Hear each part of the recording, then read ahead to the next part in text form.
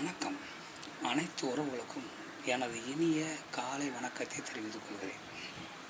உங்களிடத்தில் ஒரு சிறு சோதிட குறிப்பை பகிர்ந்து கொள்ள வருகிறேன். இப்பொழுது நாம் சூரிய பகவானும் ராகு பகவானும் இணைந்திருந்தால் அந்த ஜாதகர் தந்தையின் சொல்லை கேட்க மாட்டார். பங்காளிகளோடு சண்டை, சச்சரவு, பகை உணர்வு கொண்டிருப்பார்.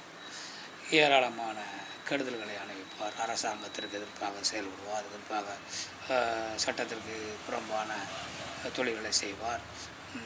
தீய செயல்களை செய்வார். தீய பலன்கள் கிடைக்கும். ஜெயிலுக்கு போவார், கோர்ட்டுக்கு போவார், கேஸுக்கு போவார் என்றெல்லாம் பல வழிகள், பலன்கள், தீய பலன்களை நாம் சோதனத்திலே பார்த்துருக்கிறோம். அதே போன்று எவ்வளவுக்கு எவ்வளவு அங்கு நெகட்டிவ் இருக்கிறதோ அவ்வளவுக்கு அவ்வளவு அதிகமான பாசிட்டிவும் அந்த சூரிய பகவான் ராகுவால் இணைவால் இருக்கிறது என்பதை நாம் புரிந்து கொள்ள வேண்டும்.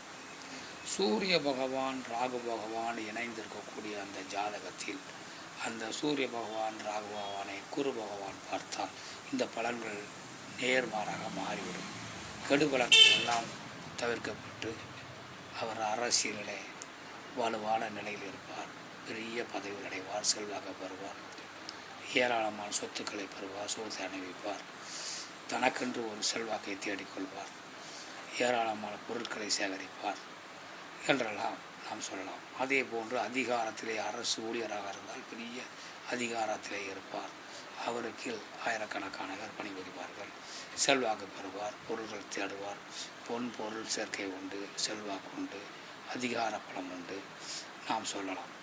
இப்போ அதே நேரத்தில் அந்த சூரிய பகவான் அந்த ராகுவான் சேர்க்கையில் சூரிய பகவான் ஆட்சியாகவோ உச்சமாகவோ இருந்தால் இந்த பலன்கள் மேலும் அதிகரிக்கும்.